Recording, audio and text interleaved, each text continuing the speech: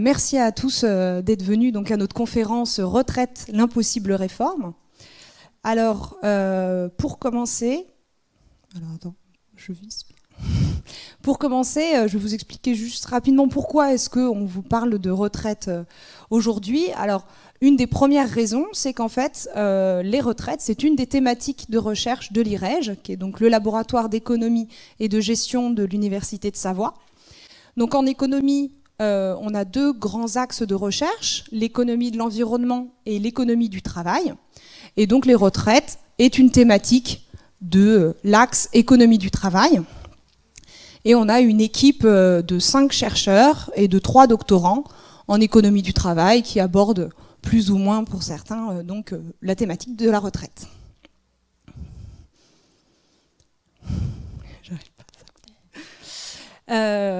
Donc dans ce contexte et dans cette thématique de la retraite, on a eu quelques actualités ces 2 dernières années. C'est qu'on a organisé un workshop qui donc s'intéresse aux retraites et aux réformes des retraites. Donc un workshop, qu'est-ce que c'est? C'est en fait un groupe de travail dans lesquels sont amenés à travailler institutionnels et chercheurs académiques autour d'une thématique en vue de trouver des solutions, de réfléchir un petit peu ensemble sur, donc là ici, la réforme des retraites. Donc il y a eu déjà deux sessions, l'année dernière et il y a 2 ans, et donc on compte poursuivre, alors pas cette année, mais poursuivre probablement pour les années qui suivent cette réflexion.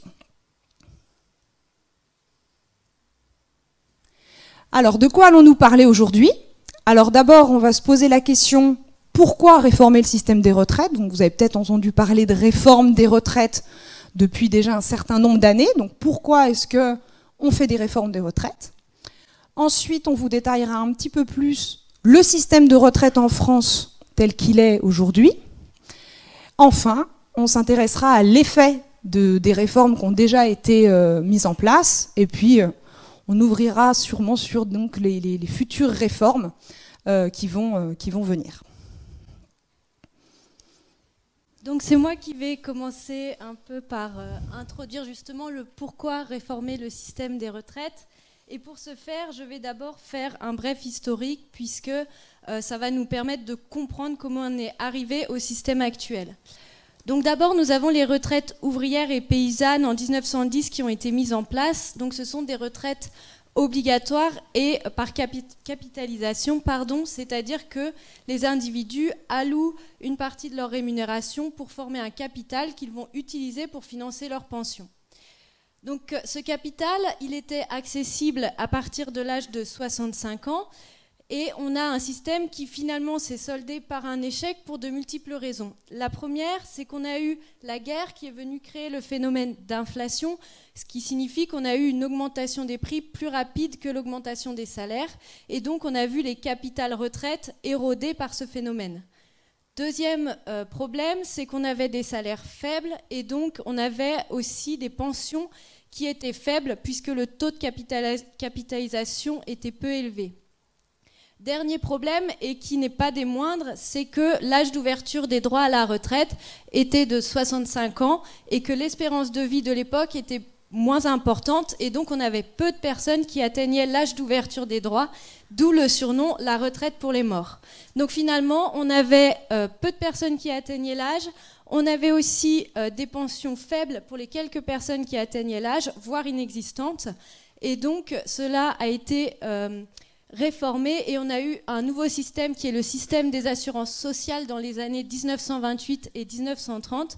Donc c'est le même système par capitalisation, mais ce dernier avait 2 avantages. Il ne raisonnait plus en termes d'âge de départ à la retraite, mais en termes de nombre d'années de cotisation, donc ici 30 ans pour justement accéder au capital, et il garantissait une valeur plus importante du niveau de pension.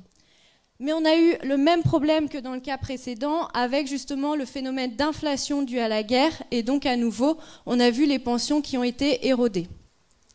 Donc c'est en 1941 qu'ont été mis en place les allocations aux vieux travailleurs salariés qui est finalement le premier système par répartition, c'est-à-dire où les personnes actives vont cotiser pour financer les pensions des retraités. Sauf que dans ce cas-là, le système n'a pas été pensé comme un système de retraite, mais comme une allocation pour les personnes qui ne sont plus en capacité de travailler. Donc il était accessible à partir de 65 ans et il a été maintenu et développé. Aujourd'hui, on le connaît comme l'ancêtre du minimum vieillesse. Finalement, c'est après la guerre qu'a été instaurée la sécurité sociale, c'est-à-dire c'est un système universel qui visait à couvrir l'ensemble des individus face à plusieurs risques comme l'assurance chômage, l'assurance vieillesse ou l'assurance santé. Et donc, dans le cas de l'assurance vieillesse, on avait l'idée de couvrir l'ensemble des salariés, et notamment les salariés du privé, puisqu'à l'époque, le secteur public avait déjà un certain système de retraite en place. Donc, c'est un système qui fonctionne par répartition, et ce choix-là n'a pas été fait par hasard, puisque, comme on l'a vu déjà précédemment, et comme nous le souligne bien le préambule justement à l'instauration de la sécurité sociale, on a une situation économique qui ne permet pas la mise en place d'un système par capitalisation, puisqu'il faudrait que les personnes qui cotisent le fassent à la fois pour se former leur propre capital, mais aussi pour faire une pension, pour financer une pension aux retraités qui, eux, justement, ont vu leur capital érodé par la guerre. Donc c'est de là qu'est venu le système finalement de solidarité intergénérationnelle où les actifs ont cotisé pour financer les pensions des retraités et donc pallier à ce problème de double financement.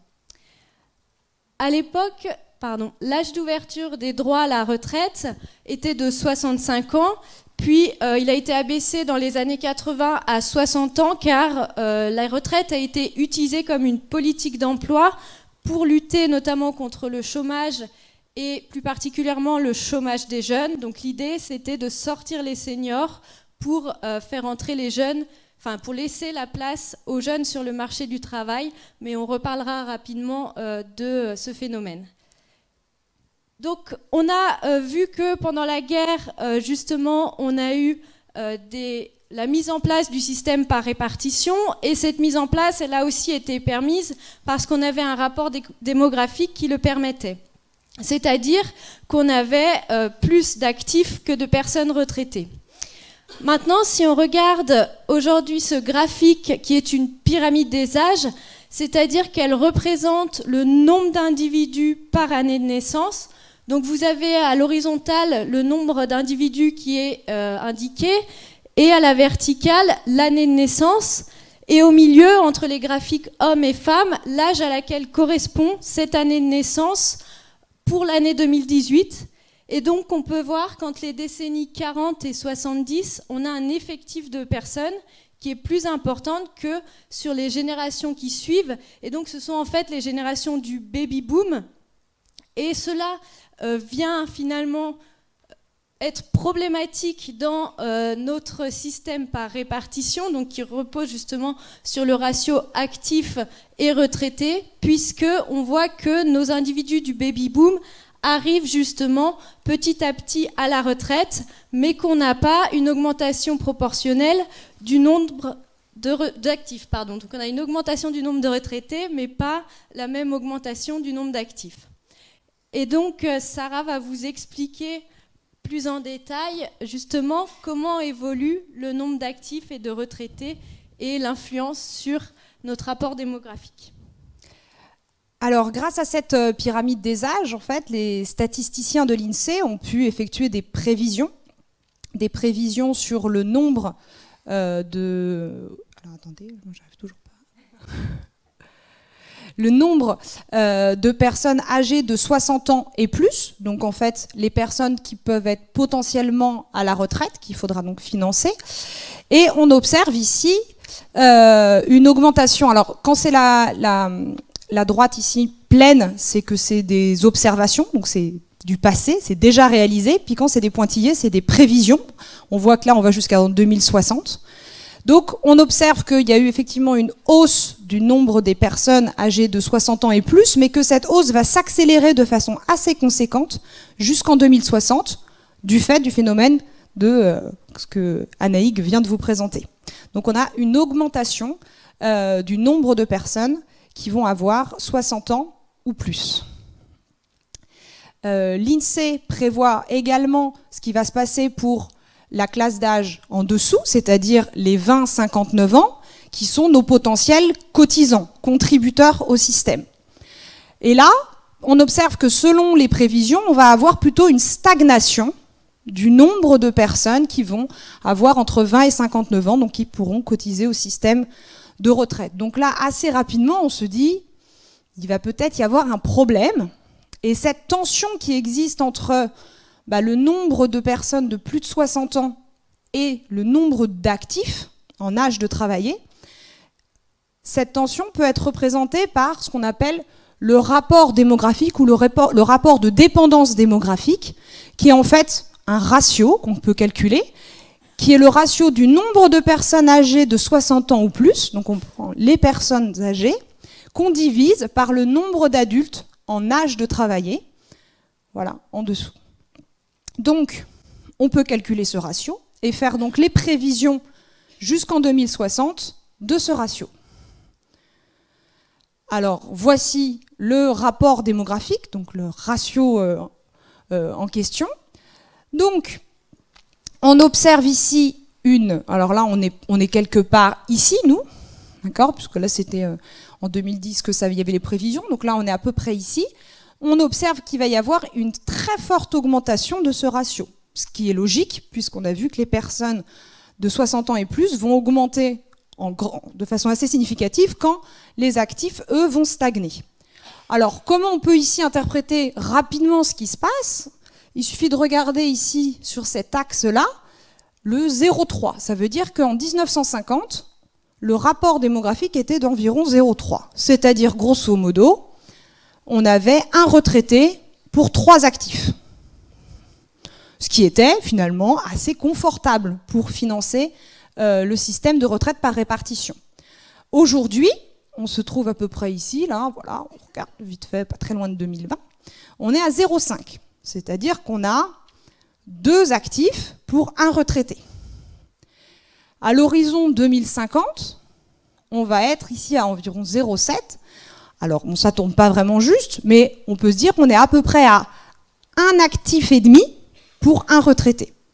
Donc on voit bien qu'entre le moment où on a mis en place le système de retraite par répartition et 2050, on divise par 2 le nombre de contributeurs par rapport au nombre de retraités. Donc, pour résumer, la dégradation du rapport de dépendance démographique, qu'est-ce que c'est ? C'est en fait que, au départ, le baby-boom a plutôt créé des conditions favorables en fait, à l'instauration de la retraite par répartition. Donc c'était plutôt une très bonne idée de mettre en place ce système, qui était vraiment très intéressant à l'époque. On avait une classe creuse qui était les retraités, et on avait une classe nombreuse qui était les personnes qui travaillaient. Donc c'était à l'époque une très bonne idée. Par contre, là, ce qu'on a vu, c'est que le baby-boom, progressant dans l'âge, va maintenant augmenter de façon très importante ce rapport démographique et mettre en difficulté donc, le système de retraite par répartition. Donc ça, c'est une des premières causes des réformes des retraites, puisqu'on est dans pourquoi on réforme les retraites.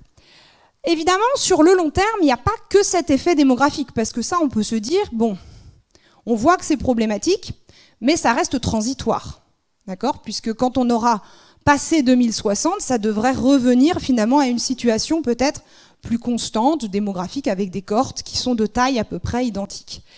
Toutefois, sur le long terme, on a quand même un rapport démographique qui tend à grandir, à augmenter, et ça pour une très bonne raison, c'est l'allongement de l'espérance de vie. Donc ça, c'est plutôt une bonne nouvelle.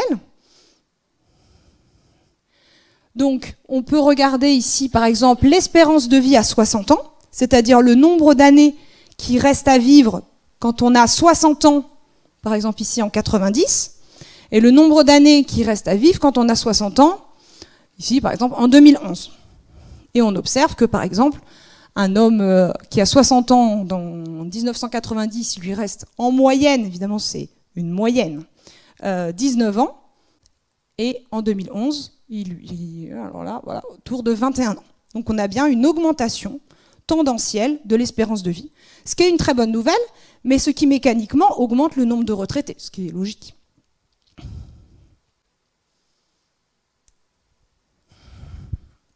Alors, on a également une autre cause qui peut être mise dans la balance pour les réformes du système de retraite, c'est la faiblesse du taux d'emploi des seniors.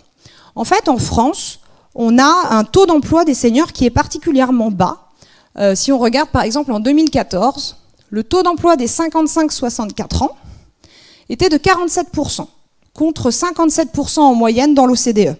Donc l'OCDE étant un groupe de pays qui sont structurellement, économiquement assez proches de la France, donc souvent on peut se comparer à ce groupe de pays.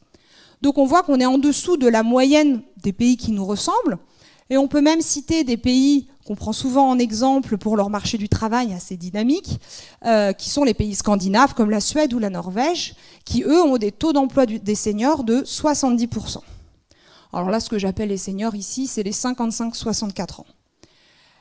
Donc, pourquoi c'est un problème? Parce que, évidemment, si on a un faible taux d'emploi des seniors, même avant l'âge légal de départ en retraite, c'est aussi des cotisants en moins. Comme on a vu que déjà, on avait tendance à en manquer un peu pour des raisons démographiques, là, on va avoir un déficit supplémentaire de contributeurs. Ensuite, ça peut également diminuer un PIB potentiel, puisqu'il y a moins de personnes qui travaillent. Alors pourquoi on se dit que c'est un problème? C'est aussi parce qu'en fait, plusieurs études ont montré que la faiblesse du taux d'emploi des seniors ne permettait pas un plus fort taux d'emploi des jeunes. Donc ça, Anaïk vous en a déjà parlé. Historiquement, en fait, on a longtemps pensé que conserver un taux d'emploi des seniors assez faible, c'est-à-dire finalement pousser un petit peu les gens vers la sortie assez tôt, permettait de laisser la place aux jeunes sur le marché du travail et donc avait un effet bénéfique sur l'emploi des jeunes. Aujourd'hui, on sait qu'en fait, ça ne fonctionne pas très bien, ça ne fonctionne pas vraiment comme ça. Alors, je peux vous expliquer, je peux vous montrer vite fait un petit graphique qui l'illustre un petit peu. Donc ici, vous avez le taux d'emploi, d'accord, que vous pouvez lire ici. Le taux d'emploi de différents pays de l'OCDE, donc toujours de pays qui sont un petit peu comparables à la France, au cours du cycle de vie, c'est-à-dire à différents âges de la vie. Ici, on classe les pays par ordre croissant de taux d'emploi des seniors de 60 à 64 ans. Donc là, vous regardez, donc vous avez la France, la Belgique, l'Italie, Pays-Bas, etc. Vous avez tous les pays. Ce qu'on remarque en premier, c'est que nous, la France, on a le taux d'emploi des 60-64 ans le plus bas du groupe de pays pris ici, des pays de l'OCDE. Donc, si le raisonnement de laissons la place aux jeunes fonctionnait, en toute logique, comme on a un taux d'emploi des seniors très bas par rapport aux autres pays, on devrait avoir un taux d'emploi des jeunes très haut. Alors du coup, on peut regarder. On va aller voir les jeunes. Et là, on se retrouve, donc les classements sont identiques. Ça veut dire que la France, c'est le premier bâton. C'est le premier bâton ici aussi. Et là, on observe que, en fait, on a aussi le taux d'emploi des jeunes le plus bas. Donc ça fonctionne pas très très bien. À côté de ça, on peut se dire, par exemple, la Suède, je prends pas le Japon, parce qu'on est peut-être un petit peu, on se sent peut-être un peu plus éloigné du marché du travail du Japon que du marché du travail de la Suède. Donc prenons la Suède, qui est donc le deuxième bâton ici en blanc. Un taux d'emploi des seniors très élevé, on l'a vu, je vous l'avais donné en exemple. Donc on peut regarder ce qui se passe sur l'emploi des jeunes et on voit que le taux d'emploi des jeunes est supérieur à celui de la France. Et là, de toute façon, on voit bien que s'il y avait un lien vraiment direct, on devrait avoir ici une pente. Donc là, on a une pente comme ça. On devrait avoir du coup une pente comme ça sur l'emploi des jeunes et on ne l'observe pas du tout. D'accord ? Donc, c'est quelque chose qui, alors, dans les chiffres, on le sait que ça n'a pas fonctionné et que ça ne fonctionne pas comme ça. En théorie, il y a également plein de mécanismes qui font qu'on sait que ce n'est pas parce qu'on a moins d'emplois parmi les seniors qu'on arrive à en avoir plus parmi les jeunes. Donc, ce constat qui a été fait, nous pousse à nous dire, en fait, c'est pas une mauvaise idée d'essayer de faire en sorte d'avoir un petit peu plus d'emplois parmi les seniors. En tout cas, ça posera pas de problème pour l'emploi des jeunes, des plus jeunes. Donc, qu'est-ce qui s'est passé comment expliquer du coup le fait qu'on ait un faible taux d'emploi des seniors? Donc là, on a déjà un petit peu expliqué, mais globalement, c'est à l'horizon des années 70-80, début 80, l'apparition d'un chômage de masse suite à la fin des 30 Glorieuses et aux crises qui se sont produites dans les années 70. Un chômage de masse qu'on essaye de résoudre, et donc effectivement, une des solutions qu'on a trouvées, c'est d'essayer de pousser un petit peu les seniors vers la sortie, avec des dispositifs de pré-retraite, avec un abaissement de l'âge légal de 65 à 60 ans, et des dispenses de recherche d'emploi pour les seniors. Donc c'est la raison pour laquelle en France, on a un taux d'emploi un peu plus faible que dans les autres pays qui nous ressemblent. Alors, maintenant, on va passer donc au détail du système de retraite français. Donc oui, je vais un peu vous détailler comment fonctionne notre système, justement pour comprendre comment ont été envisagées les réformes par la suite. Et donc, pour commencer, je vais vous montrer les 4 étages de notre système avec, dans un premier temps, le régime obligatoire, le régime général, qui est donc, comme on l'a dit tout à l'heure, avec un fonctionnement par répartition et avec des droits qui sont calculés sous forme de trimestres cotisés.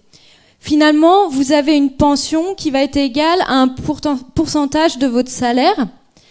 Puis on a un deuxième niveau qui est les régimes complémentaires. Donc ce sont des régimes obligatoires qui viennent compenser la perte de niveau de vie entre la période active et la période de retraite. Donc c'est un supplément par rapport au régime obligatoire. Au début, il avait été pensé comme sur un volontariat des individus. Au fur et à mesure, c'est devenu un système obligatoire.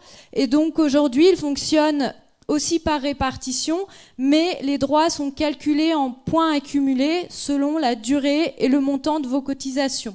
Donc on peut prendre pour exemple Argirc pour les cadres et Arco pour les non-cadres. On a aussi, l'épargne collective ou individuelle. Donc cette fois-ci, on est sur une logique de capitalisation et on peut prendre pour exemple le plan d'épargne retraite entreprise. Donc le dernier étage que je vais vous présenter, il est un peu particulier dans la mesure où il intervient avant l'âge d'ouverture des droits à la retraite, puisque ce sont les dispositifs de pré-retraite. Donc aujourd'hui, on n'en a plus beaucoup, mais il reste le dispositif pour carrière longue, le dispositif pour pénibilité ou encore le dispositif pour travail dans un environnement avec l'amiante. Et on a un dernier dispositif qui n'est pas reconnu officiellement comme un dispositif de pré-retraite, mais qui est qui est couramment utilisé aussi. Donc c'est pour ça que je vais en parler ici.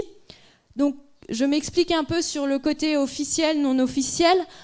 Dans les années 80, Sarah a parlé justement de la dispense de recherche d'emploi qui permettait aux seniors de prendre une période de chômage de 3 ans sans avoir à chercher un emploi. Et donc, c'était une forme de transition entre l'emploi et la retraite. En 2009, on a mis fin justement à ces dispositifs, mais on a maintenu le fait que les seniors pouvaient se maintenir au chômage sur une période plus longue que les autres allocataires, donc toujours une période de 3 ans. Et ils ont la possibilité de se maintenir au chômage après l'âge d'ouverture des droits, et notamment pour atteindre le taux plein de départ à la retraite. Donc, avec la dispense de recherche d'emploi, on parlait de pré-retraite UNEDIC. Donc l'UNEDIC, c'est l'organisme qui est en charge de l'assurance chômage en partenariat avec Pôle emploi. Aujourd'hui, on n'a plus cette appellation, mais on a toujours les entreprises et les salariés qui font appel notamment à des ruptures conventionnelles et qui vont permettre aux salariés de gérer leur main-d'œuvre senior et aux employés de faire une transition entre l'emploi et la retraite à travers ces dispositifs-là. Donc c'est pour ça que j'en parle ici, même si ça n'est pas officiel, c'est quand même un recours de la part des seniors. Donc pour vous montrer de manière globale à quoi ressemble notre système, voilà l'ensemble du système. Donc on voit bien qu'on a beaucoup de spécificités selon notamment les secteurs. Et c'est pourquoi je ne vais pas m'attarder sur l'ensemble de ce qu'on appelle le millefeuille des retraites, mais je vais me concentrer sur le régime général qui est géré par la Caisse nationale de l'assurance vieillesse et donc qui concerne les salariés. Donc je vais vous donner les règles de base de ce système. Donc l'âge d'ouverture des droits à la retraite, aujourd'hui c'est 62 ans et vous avez votre taux plein à la retraite si vous avez cotisé pendant 172 trimestres, soit pendant 43 années. Si vous n'avez pas cotisé l'ensemble de ces trimestres, vous pouvez partir avec le taux plein à l'âge de 67 ans, donc l'âge de taux plein. Il y a aussi l'âge de retraite d'office, qui est l'âge à laquelle l'employeur peut vous mettre à la retraite d'office, et donc en France, il s'élève à 70 ans. Et je vais vous montrer comment on calcule la pension dans ce régime de base.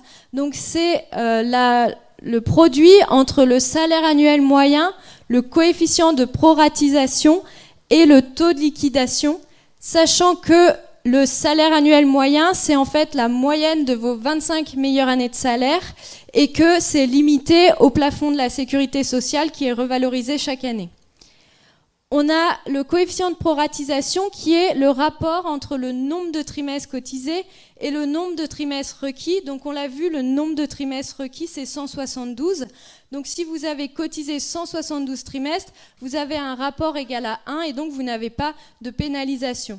À l'inverse, si vous avez cotisé un nombre moins important, vous allez avoir un coefficient inférieur à 1 et donc ça va impacter votre pension retraite.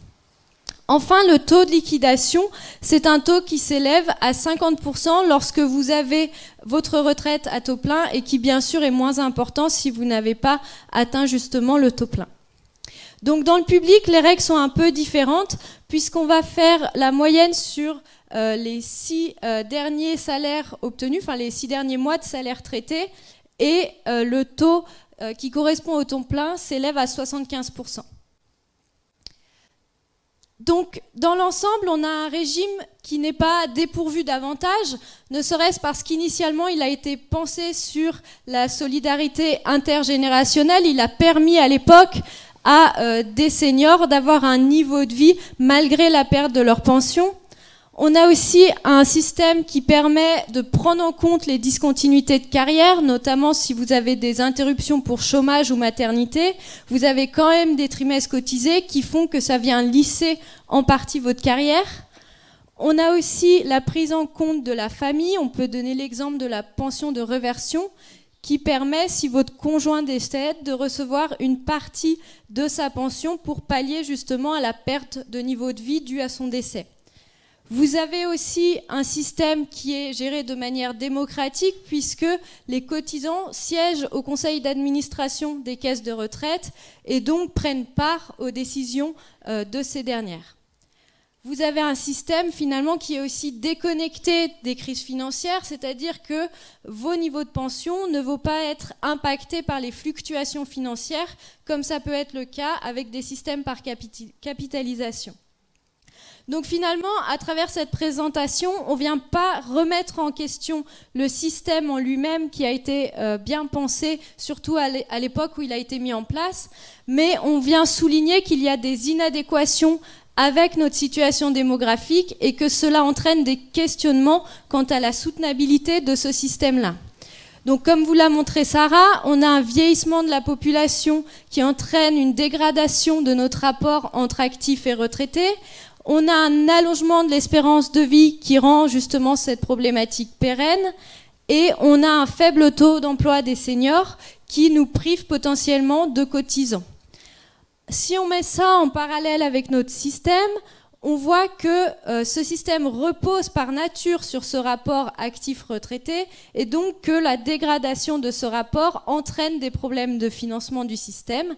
Et par ailleurs, on voit qu'on a des départs de masse autour de l'âge d'ouverture des droits à la retraite, ce qui est dû notamment au manque d'incitation à se maintenir après l'âge de la retraite et entraîne la le fait qu'on soit privé d'un certain nombre de cotisants potentiellement. Donc cela a entraîné la France à réformer son système, à penser de nouvelles réformes, et notamment elle a créé le Conseil d'orientation des retraites en 2000, dont l'objectif est en fait de suivre l'évolution de notre système de retraite et de faire des constats et aussi des préconisations. Donc en 2003, le COR a montré que si on voulait équilibrer les finances du système de retraite, il faudrait soit un accroissement de 6 ans de l'âge effectif de départ à la retraite, soit baisser le niveau des pensions en passant le taux de remplacement de 80% à 44%. Donc le taux de remplacement, c'est finalement la part que représente votre pension par rapport à votre dernier salaire. Donc ici, le 80% signifie que vous avez une pension qui représente 80% de votre dernier salaire, et c'est proche de ce que peut avoir un cadre, par exemple. Enfin, le COR nous indique qu'on pourrait aussi augmenter les cotisations de 9,5 points. Donc on voit finalement que pris individuellement, ce sont des objectifs très élevés et des objectifs qui sont difficilement atteignables. Et c'est pourquoi la France a utilisé plusieurs de ces leviers en parallèle pour justement chercher à augmenter le taux d'emploi. Et donc pour ça, elle a en partie repoussé l'âge effectif de départ à la retraite à travers l'augmentation, enfin le recul de l'âge d'ouverture des droits à la retraite, et aussi à travers le développement des incitations financières pour justement inciter à se maintenir en emploi après cet âge d'ouverture des droits. On a aussi un autre aspect qui est la diminution du niveau des pensions, qui s'est traduit notamment par une modification dans le mode de calcul de ces dernières. Et je vais laisser Sarah vous en dire plus sur ces réformes et en quoi elles répondent à ces différents leviers.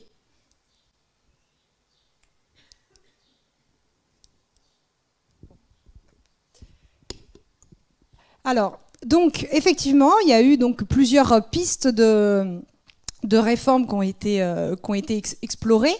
Donc, vous en connaissez probablement certaines, hein, comme le recul progressif de l'âge légal de départ en retraite, donc une réforme qui a été mise en place en 2010. Donc, il y a eu un recul de 60 à 62 ans de l'âge légal. Un recul de l'âge du taux plein. Donc, ce qu'on appelle taux plein, c'est finalement l'âge auquel on peut partir avec son taux plein, même si on n'a pas cotisé suffisamment de trimestres. Donc, le recul de 65 à 67 ans, et des restrictions sur les dispositifs de départ pour carrière longue. Donc, tout ça a amené à vouloir donc repousser l'âge de départ en retraite. L'autre outil pour repousser l'âge de départ en retraite, c'est l'augmentation progressive de la durée de cotisation, donc qui a été faite en 3 réformes. Donc ce recul est donc passé au cours de ces 3 réformes de 37,5 années de cotisation à 43 années de cotisation en 2016, avec également un alignement progressif de la durée de cotisation dans le public sur celle du privé, donc un allongement de la durée de cotisation dans le public. Un retrait progressif de la dispense de recherche d'emploi, donc ça on vous en avait parlé, c'était le fait de permettre aux chômeurs de plus de 50 ans ou de 55 ans, après ça ils ont décalé progressivement, de ne pas rechercher un emploi lorsqu'ils sont donc au chômage. Donc, il y a eu un retrait également de ce dispositif. Ensuite, on a mis en place ici en 2003 un système incitatif, donc comme vous en a parlé Anaïg, avec des systèmes de surcote et de décote qui créaient donc une incitation à partir au-delà de l'âge légal. Donc ça, on avait une surcote et une décote si on part en dessous de l'âge légal.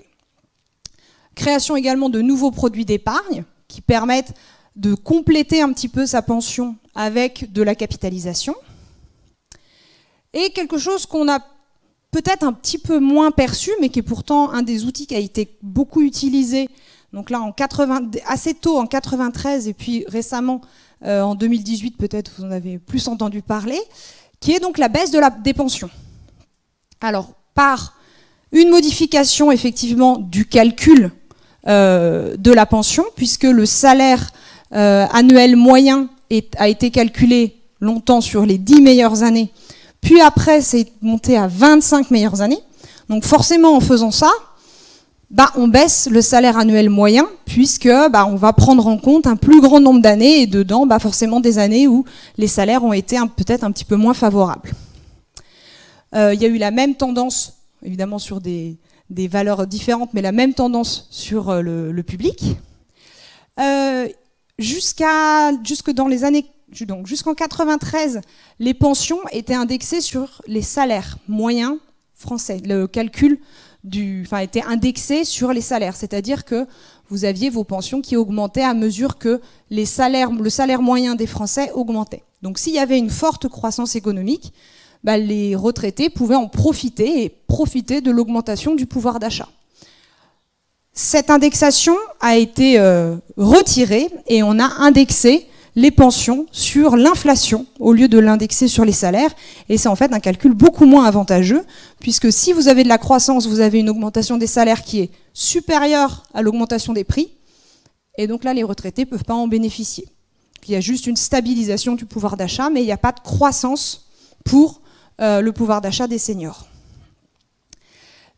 Ici, vous avez donc une des mesures très récentes, du coup vous avez dû en entendre parler, qui est la hausse de la CSG, qui contribue également à réduire finalement la pension nette des retraités. Alors maintenant, on va essayer de s'intéresser un petit peu à l'effet que ces réformes, donc il y en a eu pas mal, comme vous avez pu voir, et depuis les années 90, et ça s'est aussi un petit peu accéléré après, il y a eu beaucoup de réformes, voir un peu quel impact ces réformes des retraites ont eu. Alors là, je vais vous parler un petit peu du rôle de l'économiste dans ces thématiques. Donc ici, l'économiste, le rôle qu'il a, c'est d'aider le pouvoir public à comprendre l'impact que les réformes ont eu sur le taux d'emploi, sur le financement, on peut choisir ce qu'on veut en fonction de l'effet qu'on veut calculer. Parce qu'effectivement, comprendre l'effet des réformes passées nous permet de mieux prévoir ce qui va se passer dans le futur et des réformes peut-être nécessaires à mettre en place prochainement.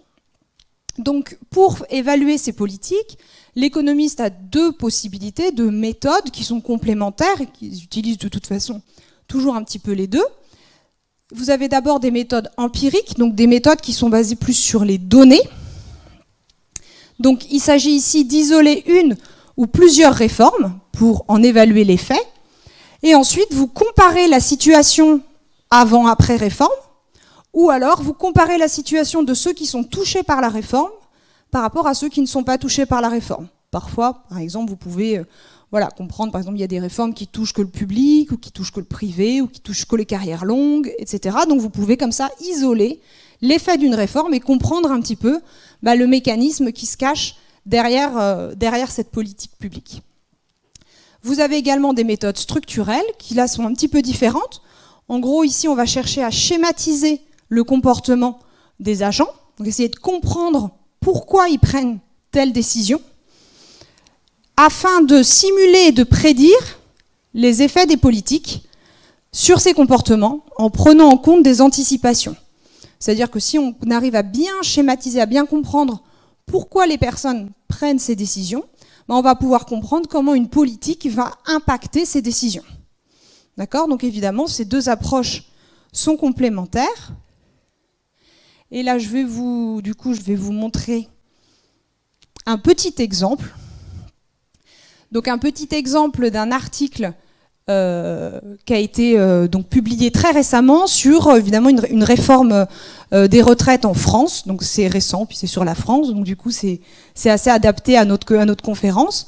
Donc c'est Couby et Dubois, qui sont deux économistes qui travaillent pour l'INSEE, et ils ont cherché à étudier l'impact du report de l'âge légal de départ en retraite de 60 à 62 ans. Donc cette réforme qui a été mise en place en 2010, qui a touché donc les personnes nées en 1950 jusqu'en 1955, et puis après, tous les autres, mais ça a commencé à partir de 1950, et ils vont chercher à comprendre quel impact cette réforme a eu sur le taux d'activité à 60 ans. Est-ce que vraiment avoir modifié le départ, l'âge légal de départ en retraite a fait que les gens sont vraiment partis plus tard en retraite, ou alors il y a plein d'autres choses qui peuvent en fait un petit peu diluer cet effet par les durées de cotisation, par des dispositifs carrière longue, donc voir un petit peu, ou peut-être qu'ils se sont mis, je sais pas, en inactivité autre, puisqu'on va voir qu'il y a aussi des dispositifs qui permettent de se mettre aussi en inactivité sans partir à la retraite, pour d'autres raisons. Donc voilà ce qu'ils ont cherché à calculer. Donc ici, vous avez le schéma de ce à quoi ils s'attendent. Donc en gras, vous avez ici, donc là vous avez le taux d'activité et ici vous avez l'âge. D'accord? Donc on cherche ici, ça c'est le taux d'activité, ça c'est l'âge. Avant 60 ans, jusqu'à présent, donc là on est sur la courbe ici en gras, on avait un taux d'activité qui était assez important avant 60 ans. Puis à 60 ans, ce taux d'activité baisse soudainement, puisque c'est l'âge légal de départ en retraite, et le taux d'activité devient plus bas, passé 60 ans. Si on déplace l'âge légal de 60 à 62 ans, on arrive ici sur la droite en rouge, et là, ce à quoi on pourrait s'attendre, c'est que finalement, le taux d'activité va rester plus élevé sur une durée un peu plus longue, jusqu'à 62 ans, et qu'à 62 ans, on ait cette même rupture, mais un petit peu décalée, donc ici à 62 ans, puis on retrouve ici le même taux d'activité assez faible après l'âge légal. Donc c'est ça qu'ils ont cherché à tester, finalement, savoir si ça fonctionnait bien comme ça. Alors, là, c'est un petit peu technique, je vais essayer de vous expliquer ça, j'espère le plus clairement possible. Donc vous avez six graphiques et on va interpréter en colonnes. D'accord? Sachant que ici, tout ce qui est en haut concerne les femmes et tout ce qui est en bas concerne les hommes. D'accord? Mais on a des effets qui sont assez proches, donc on ne va pas trop détailler ici les différences hommes-femmes. Donc on va s'intéresser plutôt aux 3 colonnes. Alors, ici, qu'est-ce qui est représenté? Est représenté donc ce fameux taux d'activité en fonction de l'âge. Donc là, on a une petite fenêtre, puisque vous voyez, ça c'est 60, 61 ans, et ici, donc 62 ans, et ici, du coup, 59. Donc on a une petite fenêtre et on regarde donc le taux d'emploi autour de 60 ans. Vous avez ici plusieurs générations.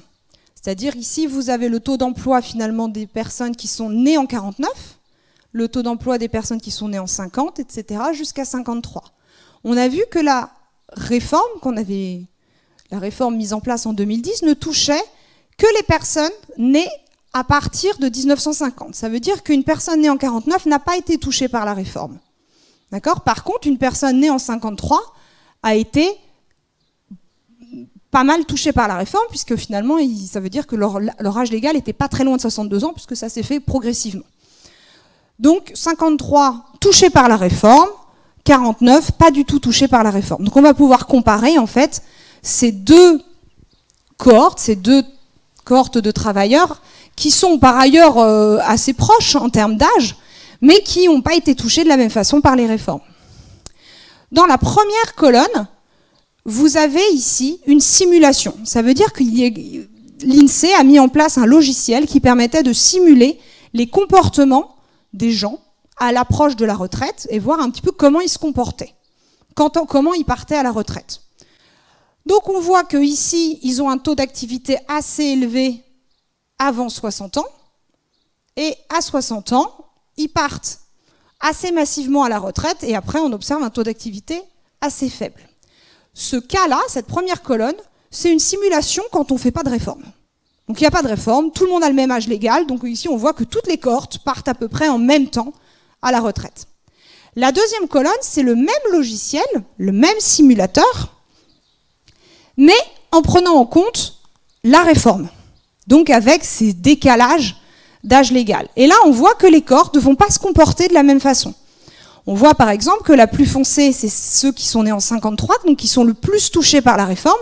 Ils vont partir en retraite en fait plus tard, puisqu'on voit que leur taux d'activité restent plus soutenus que les autres autour de 60 ans. Entre 60 et 61 ans, ils sont plus nombreux à rester actifs.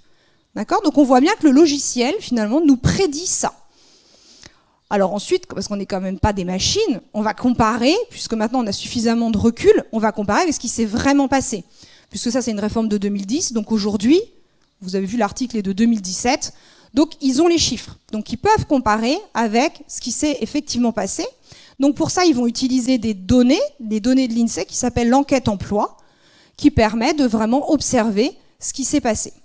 Et là, on observe un petit peu, alors c'est pas exactement pareil, hein, mais on observe un petit peu à l'image du simulateur, on observe que, ici, la cohorte de 53, donc ceux nés en 53, avait effectivement un taux d'emploi, un taux d'activité ici, plus élevé que les autres cohortes entre 60 et 61 ans, du fait de la réforme. D'accord ? Donc on voit bien ici la courbe plus foncée et au-dessus, des courbes plutôt plus pâles, donc des gens qui sont nés en 49 ou 50, qui ont été peu impactés par la réforme. D'accord ? Donc c'est grâce à ce type d'études, en fait, qu'on peut essayer de comprendre comment, quand on fait varier l'âge légal, comment ça va impacter le comportement des personnes.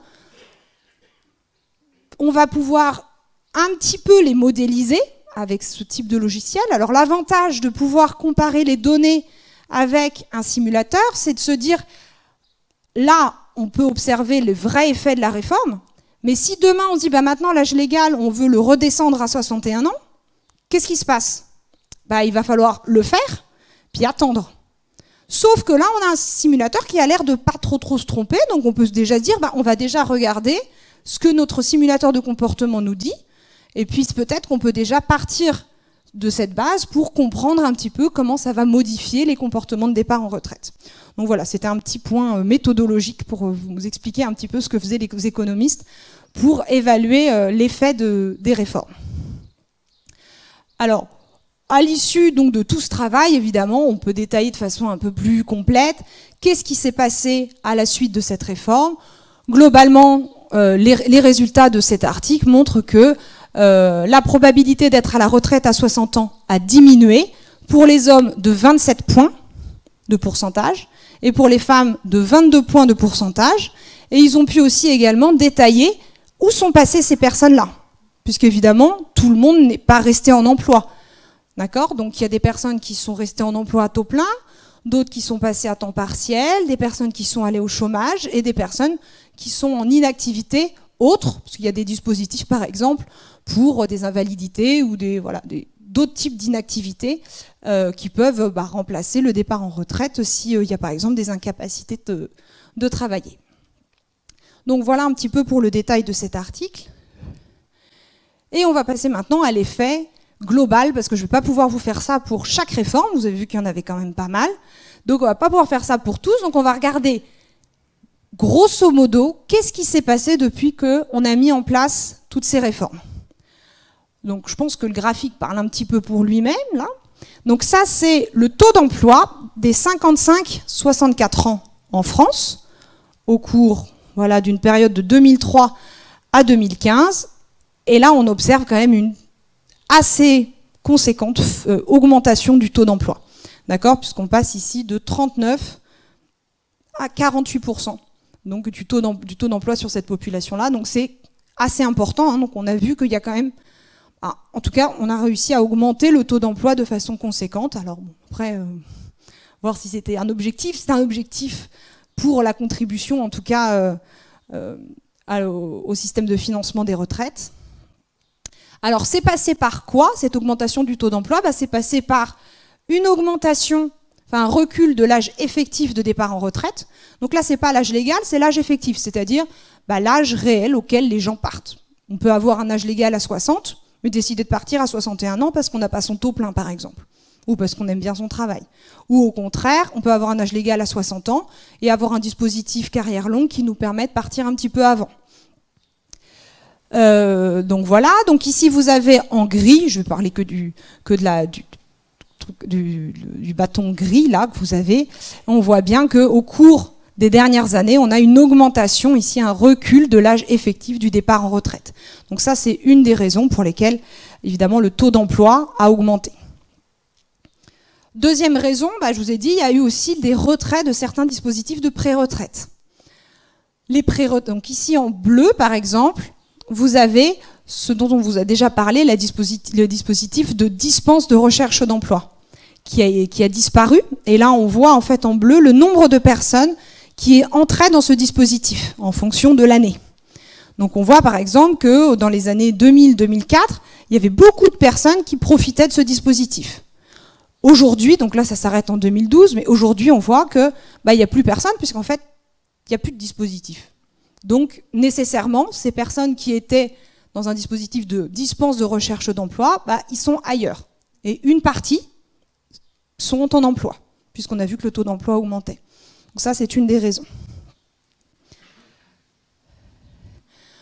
Enfin, dernière raison, en fait, on observe que l'augmentation du taux d'emploi des seniors donc, se fait, évidemment parce qu'on a reculé les âges légaux, les durées de cotisation, donc se fait au-delà de 60 ans, c'est-à-dire que des gens qui partaient en retraite à 60 ans vont partir plus tard, mais on a également un taux d'emploi plus élevé, même bien avant, en fait, ces âges légaux de départ en retraite, c'est-à-dire même à 55 ans. Alors, pourquoi ? Les économistes se sont posé un petit peu la question et en fait, on a remarqué que finalement, l'existence d'un âge légal de départ, qui est très structurant, comme nous, notre âge légal à 60 ans, vous avez vu qu'il y avait une grande partie des personnes qui partaient à l'âge légal, on voyait la marche là dans l'article de Koubi, ça peut avoir un effet finalement un peu délétère pour le marché du travail des seniors, puisque ça crée en fait une espèce de date finale de carrière. Et ça peut avoir donc, pour les travailleurs, ça peut entraîner une désincitation quand même à la recherche d'emploi. Si vous êtes, je sais pas, en recherche d'emploi à 57 ans, c'est un peu décourageant parce qu'on se dit finalement je vais rechercher un emploi mais pour, je sais pas, peut-être 2 ans. Donc c'est un petit peu décourageant d'avoir cette date terminale. Donc ça vient plutôt, ça vient désinciter à la recherche d'emploi, également à la formation. On peut se poser la question de la formation, puisqu'on voit que pour trouver un emploi, souvent il faut se mettre à jour sur certaines connaissances. Alors est-ce que c'est intéressant de se former à 55 ans, avec cette date qui dit dans 5 ans, normalement vous êtes à la retraite. Donc on voit que ça peut avoir un impact sur le marché du travail avant l'âge légal. Ça, c'est très vrai également pour les entreprises. Les entreprises vont se poser la question de est-ce que ça vaut le coup que j'embauche quelqu'un qui a 3 ans de la retraite, que je l'intègre, que je le forme, qu'il s'habitue un peu aux procédures de l'entreprise pour qu'en fait, dans 2 ans, après, il parte.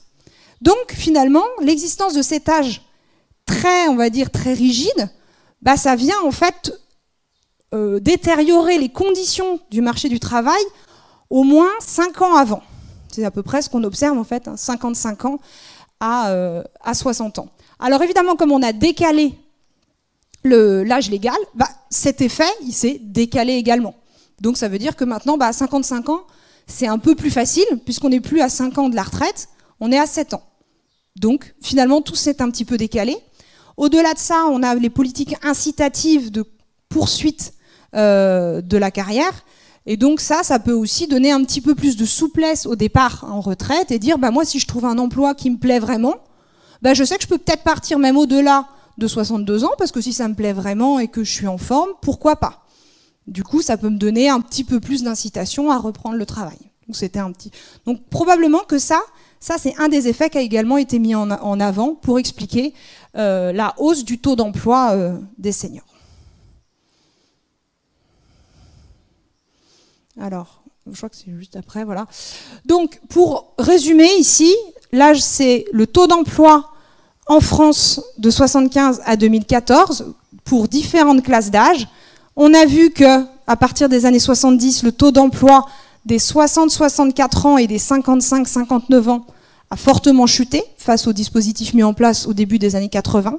Puis, à l'issue des réflexions du corps et donc des différentes réformes, tout ça a entraîné une hausse de nouveau du taux d'emploi après 60 ans, mais également avant 60 ans, avec l'effet que je viens de vous expliquer là, donc l'effet finalement d'un horizon d'âge de départ en retraite. Alors je vais passer la parole du coup maintenant à Anaïg. Et donc effectivement, Sarah l'a montré, reculer l'âge légal de départ à la retraite, ça a eu un effet positif sur le taux d'emploi des seniors, mais ces analyses-là ne permettent pas de mettre en avant le fait que les individus sont hétérogènes, qu'ils ont des situations différentes, et donc qu'ils vont faire face à ces réformes de manière différente. Donc on a des économistes qui s'intéressent à regarder justement comment les individus se comportent lors de leur décision de départ à la retraite. Et je vais vous citer ici quelques exemples. Par exemple, il a été montré qu'il y a des asymétries de comportement entre les hommes et les femmes parce que les femmes sont plus contraintes sur le marché du travail, elles ont plus de discontinuité de carrière. Et donc, elles sont plus contraintes lors de leur décision de départ à la retraite. Et parfois, elles sont obligées d'attendre justement l'âge de taux plein. On voit aussi qu'au sein des couples, il y a une volonté de départ joint, puisque notamment, il y a ce qu'on appelle la complémentarité pour le loisir, le fait qu'ils valorisent le loisir partagé au sein des couples. Et donc, le fait de reculer l'âge légal peut venir affecter justement ces comportements au sein des couples et aussi obliger les femmes qui étaient déjà plus contraintes de se maintenir en emploi à repousser encore leur départ, alors même que les hommes ont plus de flexibilité sur leur choix de date de départ à la retraite. On voit aussi qu'avoir une mauvaise qualité de vie au travail vient augmenter les intentions de départ à la retraite. Et donc, si on recule l'âge légal de départ à la retraite, on maintient en emploi des personnes qui sont en fait, qui ont plus l'intention de partir à la retraite et donc qui potentiellement sont plus démotivées et qui pourraient diminuer la productivité des entreprises. On a aussi des études qui portent sur la santé et qui montrent la présence d'une double relation entre santé et retraite, puisque l'état de santé, avoir un mauvais état de santé, vient augmenter la probabilité de partir à la retraite. Et on voit aussi que partir à la retraite a en moyenne un effet positif sur l'état de santé des individus.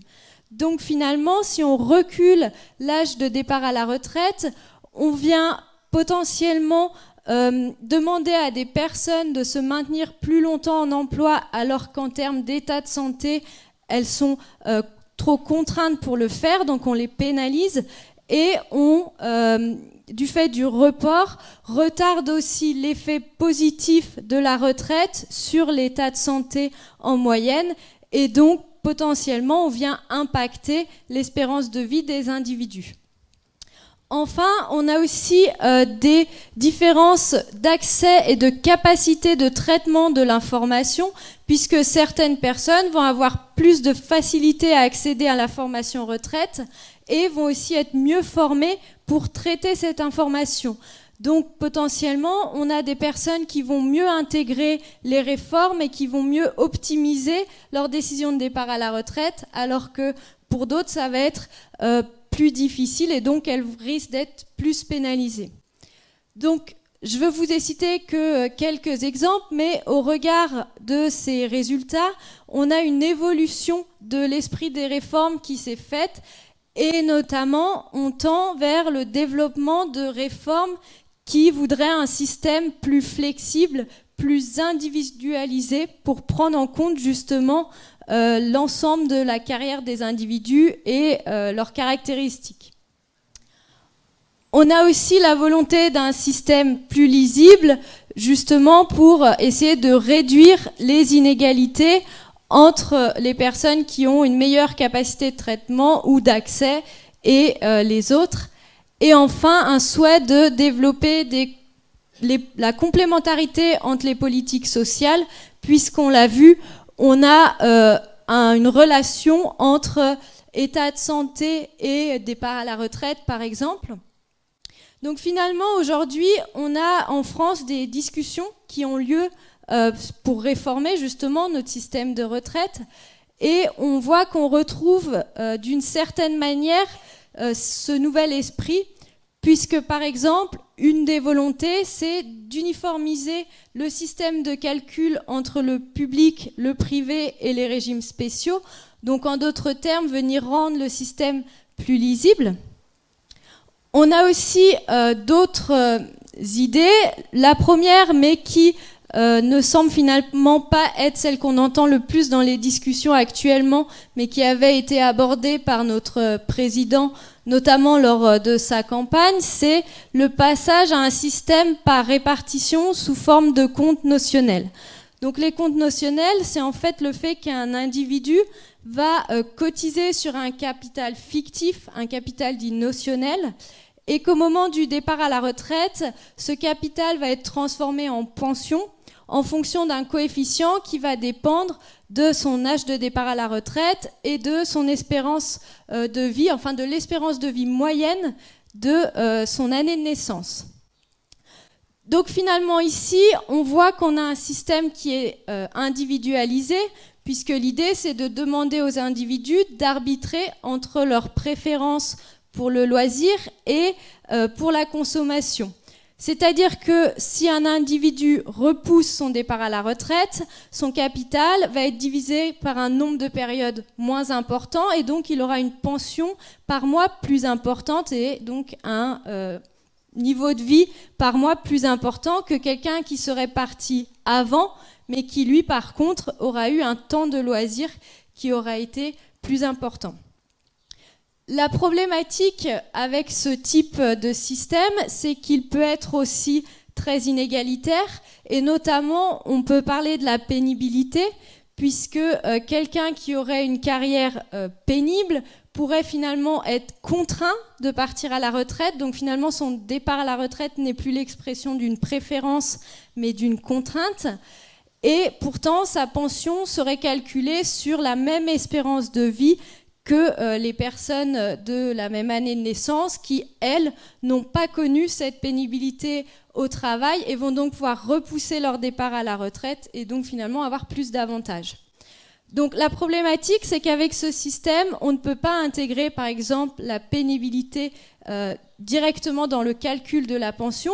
Par contre, ça peut être pensé autrement, comme semble par exemple l'avoir fait la Suède, puisqu'on a diverses études qui montrent qu'elle a plutôt réussi justement l'intégration de ce type de système et la gestion des inégalités, notamment entre les hommes et les femmes. Je ne vais pas m'attarder plus justement sur ce système parce que on voit que les discussions actuelles pour réformer le système de retraite tendent plutôt pour le passage à un système à points comme dans nos régimes complémentaires. Donc le système à points, c'est en fait un nombre de points qui est cotisé en fonction, comme je l'ai dit tout à l'heure, du montant et la durée de cotisation. Et finalement, on va avoir une pension qui va être fonction de la valeur accordée aux points lors du départ à la retraite. Donc l'avantage de ce système, c'est qu'on a aussi ici un système qui est plus individualisé, puisque l'individu va encore une fois arbitrer entre l'accumulation de points et le temps de loisir. On a aussi un système où chaque point a une valeur identique pour l'ensemble des individus. Donc pour une personne, toute personne qui gagnerait le même salaire aurait finalement la même valeur de points. Donc on a un système qui est plus lisible. Et on a aussi la valeur du point qui est ajustable et donc qui permettrait justement de rééquilibrer de répondre à notre déséquilibre démographique et donc de rendre notre système plus soutenable. En contrepartie, justement, c'est cette valeur d'ajustement qui est la valeur du point qui concerne les retraités et on voit que si on diminue la valeur du point, on diminue aussi le niveau de vie des retraités, le niveau de pension. On voit aussi qu'il est plus difficile dans ce système d'anticiper quelle sera la valeur de notre pension, puisque la pension finale va dépendre de la valeur du point au moment du départ à la retraite, et donc on peut difficilement savoir plusieurs années auparavant à combien va s'élever notre pension. Enfin, on a le risque d'inégalité entre les générations, puisqu'une génération qui aurait qui serait dans de bonnes conditions économiques et démographiques verrait la valeur de son point plus favorable que les générations qui, à l'inverse, eux, traverseraient plus de difficultés économiques ou démographiques. Et donc, ça pourrait créer des inégalités. Donc, finalement, on a aussi de nombreux défis autour de ce type de système, et notamment comment on va intégrer, comment on va traiter les interruptions de carrière, par exemple les interruptions de chômage, de maternité ou pour maladie, et dans une autre mesure, comment on va traiter la pénibilité. Par exemple, avec ce modèle-là, ce système, on peut intégrer la pénibilité dans la valeur du point, mais quelle valeur on attribue justement à cette pénibilité et comment on va justement compenser cela? Pour l'instant, c'est encore des réponses qu'on n'a pas. Et donc, on espère, à travers cette présentation, vous avoir montré plus ou moins le cheminement du système de retraite actuel. Et notamment, vous pouvez voir que c'est un moment de tournant dans justement ce système-là, puisqu'il semblerait qu'on soit plutôt vers un changement de système. Et donc, on espère vous avoir apporté les informations nécessaires pour vous savoir quel système vous paraît le plus adapté, bien qu'on voit très clairement que tous les systèmes ont des avantages et des inconvénients, et aussi que les pensions des retraités semblent plutôt aller vers une baisse de valeur. Voilà.